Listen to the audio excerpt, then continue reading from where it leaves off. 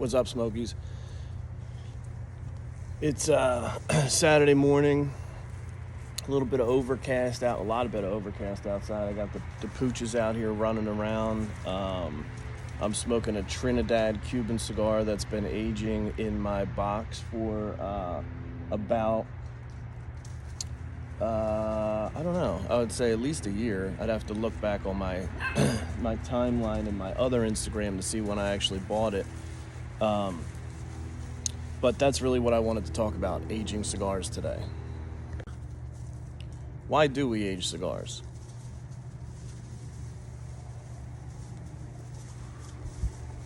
Why do we age cigars?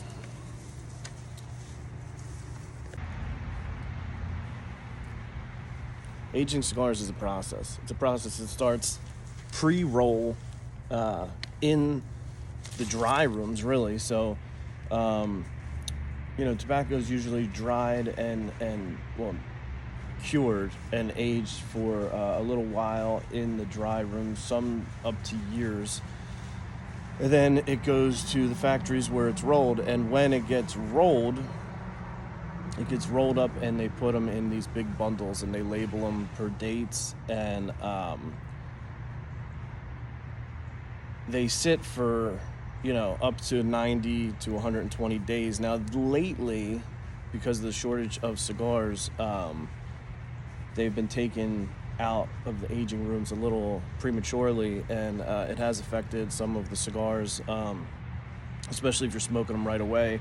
If you ever bought a cigar and you get it right from your local cigar shop and light it up, and it has a bitter taste, or it doesn't have the kick that you thought it did, or even like a dry, empty taste, usually that's because it has not been fermented properly. So the fermentation process of tobacco and cigars, basically, because cigarettes and all that stuff is bullshit, just chemicals and junk. That's why they burn the way they do and they kill people like regularly. But cigars, don't get me started on that. But cigars, it's a process of marrying several different tobaccos together, sometimes from different regions around the world, and or different locations of a country, and they roll them up in different binders and wrappers, and they put them all together in an aging room. And in that aging room, what they're looking for is the tobacco oils to marry each other. The fermentation process takes place when the oils combined and they release ammonia. I didn't even know that at first, that there is a ammonia that releases from your cigars, and that's part of the reason why people have said to me in the past, they're like, what if I bought, like 5 boxes of Cubans, which this is a Trinidad Cuban cigar, and they put them all together in a Tupperware with, say, 65 or 69 Bovita packs, 69 RH, and close it up, seal it, stick it in the basement in a nice, cool place, and label it to be opened in 2027. Let them sit for 5 years, not opened.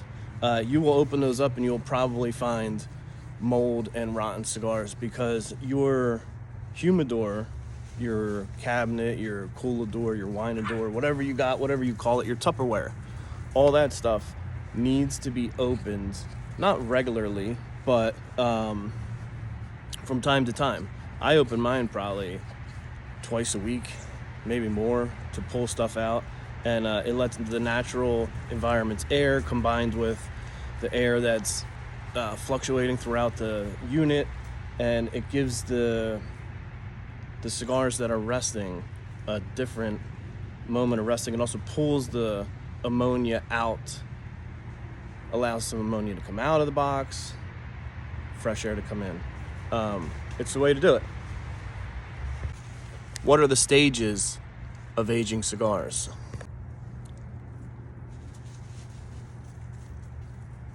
So the stages of aging cigars start stage 1, which I think I mentioned a little bit earlier, where it's the pre-roll stage of aging the actual tobacco leaf. Then it's dried and rolled, and really the stage one, which everybody calls, it's like the real stage. When they call it, some people call it the sixth stage. It's when it's rolled in wrapper binder, wrapped up in a brown paper bag type product, labeled and put on an aging room shelf for 90 to 120 days. Sometimes people only do it for 30 to 60 days. It depends on the brand. It depends on the origin. I know Cubans, for instance, aren't really aged at all unless it's aged by the owner whoever buys the box. Stage two is the boxed, and when they're boxed, or they're boxed and they're set in the factory or in the buyer's house. So it's pretty self-explanatory. Some cigars like Opus X and Padron and Our Father, My Father, I always say Our Father, My Father, they set them on shelves, boxed, and let them age for a while like that. And then, of course, like stage three is when, the buyer buys the cigars, and they either open the box, lay them out on the shelves, and or put the box in the cabinet itself and let them age for whatever amount of time.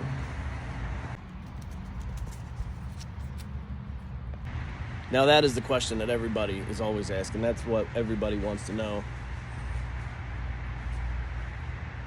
And that is the question that is really up to the owner of the cigar box. Now,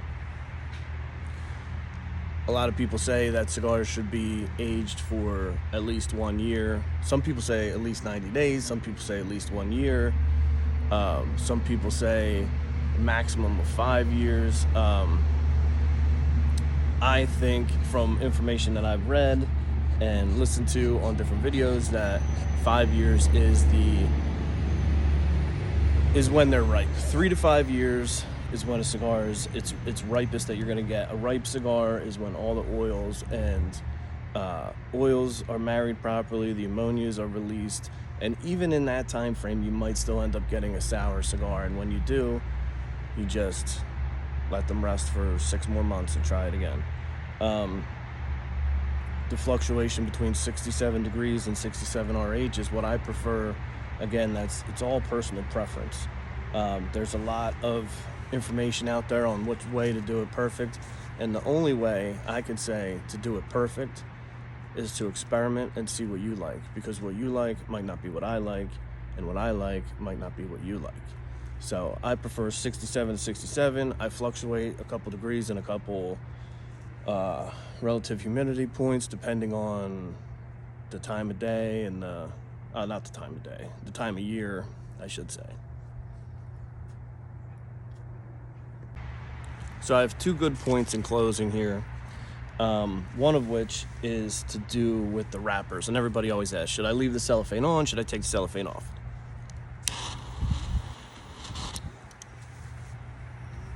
Leave it on. Leave the cellophane on. There's reasons why. Number 1, it protects the wrapper, it protects the cigar in general. Number 2, you still get the regular humidity as if it was not on. It ages right.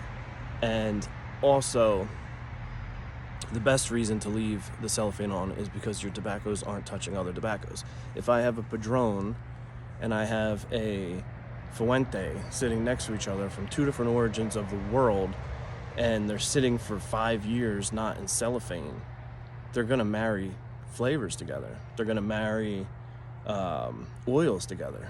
And it is not what you want. That's why they give you those little cedar dividers to put between your cigars. So if you have uncellophane cigars, you can separate them. Another great question that I want to end with is, well, some over cedar their box. And the question is, how much cedar is too much cedar? And you would know if you have too much cedar, because if you have a big cedar thick box, if you have a room that's built of cedar, and you have not a ton of cigars in there, you're going to end up getting cedar flavor into your cigars, and that's not what you're trying to achieve. The cedar is only there to hold some of the humidity and to prevent things like mold and issues that you may be having with your cigar. So I hope this has been knowledgeable. I'm going to finish this. I got to relight it again, which it's burning, but it's just burning slow. Look, and here's my guy. He's always looking for me. This is Murray. It's a great little beagle. I never thought I'd have beagles, but this guy's the man right here. All right, get down. And that's it. Ricky Blue Eyes Cigar Lounge. Tag us, post us, repost us, throw my name around, tell your friends at the Cigar Lounge. This is where you get your information from. This is where you find out about quality cigars. This is where you'll know about the events and what's new. I'm trying to provide as much content as I can as possible for everybody. And thanks for following. Out.